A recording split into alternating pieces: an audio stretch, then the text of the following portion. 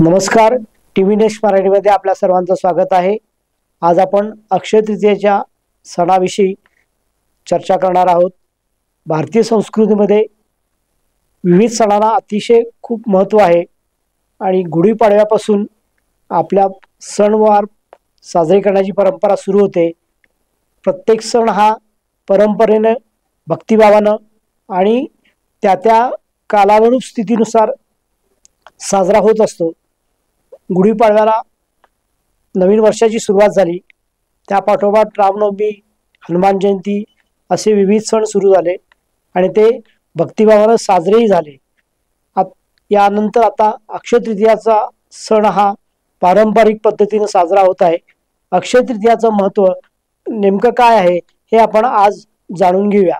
अक्षय तृतीयेचा हा सण लोकांच्या जीवनामध्ये नशीब आणि समृद्धी घेऊन येतो असं सांगितलं जातं आणि मानलं जातं की या दिवशी सोने आणि मालमत्ता खरेदी केल्यानं जीवनामध्ये समृद्धी आणि संपत्ती येते। अक्षय तृतीयेचा हा सण जगभरामध्ये हिंदू आणि जैन धर्मीय लोक मोठ्या उत्साहाने साजरा करतात। अक्षय तृतीयेला आखातीज किंवा अक्षय तीज असंही म्हटलं जातं। महर्षी वेदव्यास यांनी अक्षय तृतीयेच्या दिवसापासूनच महाभारत लिहायला सुरुवात केली होती। या दिवशी माता गंगाजल स्वर्गातून पृथ्वीवर अवतरली। आई अन्नपूर्णाचा वाढदिवसही या दिवशी साजरा केला जातो। अक्षय तृतीयेच्या दिवशी गरजूंना दान केल्यानं पुण्य लाभतं आणि दान करणं अत्यंत महत्त्वाचं आहे। या दिवशी सतयुग आणि त्रेतायुग सुरू झाल्याचं मानलं जातं। द्वापार युगाचा अंत आणि महाभारत युद्धाचा अंतही याच तारखेला झाला होता। भगवान विष्णू, हयग्रीव, परशुराम यांचा नरनारायण अवतार देखील याच दिवशी झाला होता। अक्षय तृतीयेच्या दिवशी कोणताही विचार न करता कोणतंही नवीन काम सुरू करता येतं। नवीन व्यवसाय सुरू करणे, इमारत किंवा प्लॉट खरेदी करणे, गृहप्रवेश करणे, दागिने, कपडे, वाहने इत्यादी वस्तूंची खरेदी करण्यात येते। लग्न, मौंजी बंधन विधी इत्यादी कोणत्याही धार्मिक कामासाठी पंचांग पाहण्याची अजिबात आवश्यकता नाही। जैन धर्माचे पहिले संस्थापक ऋषभदेव महाराज यांनी अनेक वर्षाच्या तपश्चर्येनंतर या दिवशी उसाच्या रसानं उपवास सोडला होता।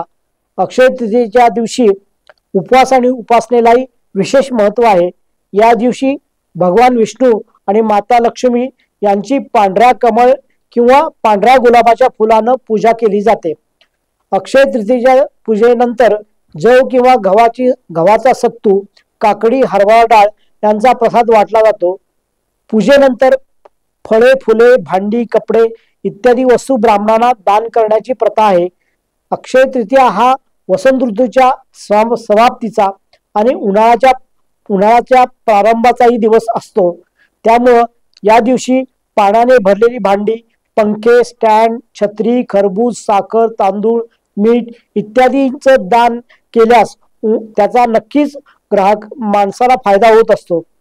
अक्षय तृतीयेच्या दिवशी उपवास करून भगवान विष्णूची पूजा करावी आणि या दिवशी भगवान विष्णूला अक्षदा, हळद, कुंकू, फुलं अर्पण करावीत। पूजेनंतर प्रसाद वाटप आणि दान करण्यात यावं। जल, वायू, अग्नी, तेज, पृथ्वी ही पंचमहाभूते अक्षय मानली गेली आहेत।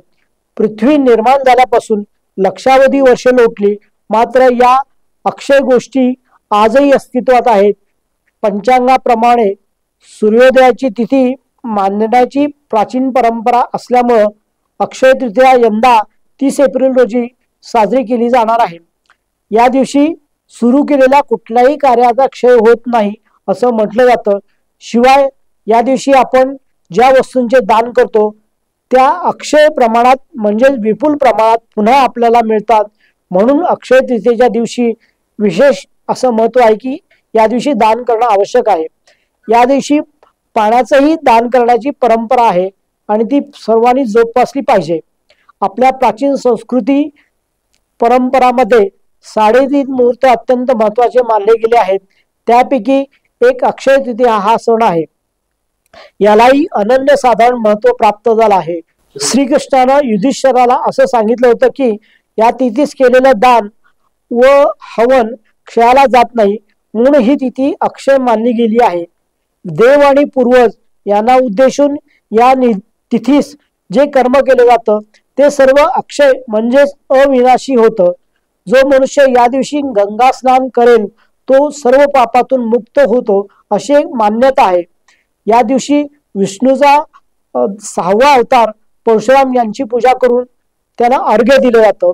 अक्षय म्हणजेच जे कधीही संपत नाही आणि म्हणून असं म्हटलं जातं की अक्षय तृतीया ही अशी तिथी आहे ज्यामध्ये सौभाग्य आणि शुभ परिणामांचा कधीही क्षय होत नाही. या दिवशी केलेलं कार्य मनुष्याच्या जीवनामध्ये कधीही न संपणारं शुभ फल देतं. म्हणून असं म्हटलं जाते की अक्षय तृतीया दिवशी एखादी व्यक्ती जिंकल्यानंतरही चांगलं कर्म आणि दान करते त्याचे शुभ परिणाम मोठ्या प्रमाणात मिळतात आणि शुभ परिणामांचा प्रभाव कधीही संपत नाही. उन्हाळ्यात येणारे आंबे आणि चिंच देवाला अर्पण केले जातात आणि वर्षभर चांगलं पीक आणि पावसासाठी आशीर्वाद मागितले जातात. अनेक ठिकाणी या दिवशी मातीची वाटी पाण्याने भरली जातात. कच्चा आंबा, चिंच आणि गूळ पाण्यात मिसळून देवतेला अर्पण केले जाण्याची प्रथा आहे. अक्षय तृतीयेच्या दिवशी पूजा करण्यासाठीचा शुभ मुहूर्त पहाटे 5:41 ते दुपारी 12:18 आहे.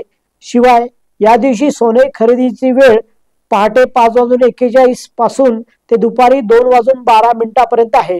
अक्षय तृतीयेच्या दिवशी सूर्य आणि चंद्र त्यांच्या सर्वात तेजस्वी अवस्थेत असतात. त्या दिवशी ते सर्वात उच्च स्थानावर असतात. सर्वात जास्त प्रकाश उत्सर्जित करतात. शुक्र ग्रह देखील त्याच्या सर्वात तेजस्वी स्थितीत असतो. असे मानलं जातं की जगातील ऊर्जा रेषीवरित्या एकत्र येतात, 0 अंशाचे मोठेपणा बनवतात. या घटनेमुळे एक प्रकारचं वैश्विक पुनर्संचय किंवा ऊर्जांचे पुनर्प्रवर्तन होतं ज्यामुळे सकारात्मकता आणि समृद्धीची लाट निर्माण होते. जैन धर्मामध्ये अक्षय तृतीयेच्या दिवशी पहिले तीर्थंकर भगवान ऋषभदेव यांना 1 वर्षापेक्षा जास्त काळ उपवास केल्यानंतर त्यांचा पहिला आहार मिळाला. 6 महिने ध्यानात घालवणारे भगवान ऋषभदेव यांनी आणखी 6 महिने अशा व्यक्तीच्या शोधात घालवले जो त्यांना योग्य विधी आणि योग्य शिस्तीत त्यांचा पहिला आहार देईल. या कालावधीनंतरच त्यांची भेट हस्तिनापूरचा राजा श्रेयांश यांच्याशी झाली. राजा श्रेयांश यांनी त्यांच्या मागील जन्मातील आठवणीमधून आहाराचार्य शिकले आणि ते पाळले आणि जेव्हा त्यांनी भगवान ऋषभदेवांना उसाचा रस दिला तेव्हाच तीर्थंकरांनी त्यांचा उपवास सोडला. अशा प्रकारे अक्षय तृतीया एक शुभ दिवस मानला गेला. भगवान ऋषभदेव ज्यांना भगवान आदिनाथ म्हणूनही ओळखलं जातं त्यांच्या सन्मानार्थ भक्त अक्षय तृतीया दिवशी उपवास करतात. अक्षय तृतीया हा सण पारंपरिक पद्धतीनं साजरा केला जातो आणि ती प्रथा आजही तागात सुरू आहे. या दिवशी अन्नपूर्णेचेही पूजन केले जातं. घरातील स्वयंपाकघराचंही पूजन करण्याची प्रथा जोपासली जाते आणि ही परंपरा जोपासतच आज प्रत्येकाने आपल्या जीवनामध्ये एक प्रकारचं सत्कर्म करावं असा एक संदेश या अक्षय तृतीयेच्या माध्यमातून दिला जातो आणि ती परंपरा आजही सर्व भक्तजन भाविक मोठ्या उत्साहानं आणि परंपरेनं अक्षय तृतीया साजरा सण करत असतात. ही एक नक्कीच शुभ चिंतक घटना आहे आणि या अक्षय तृतीयेच्या सर्व TV नेक्स्ट महाराष्ट्राच्या दर्शकांना आणि तमाम नागरिकांना TV नेक्स्ट महाराष्ट्राच्या माध्यमातून खूप खूप शुभेच्छा.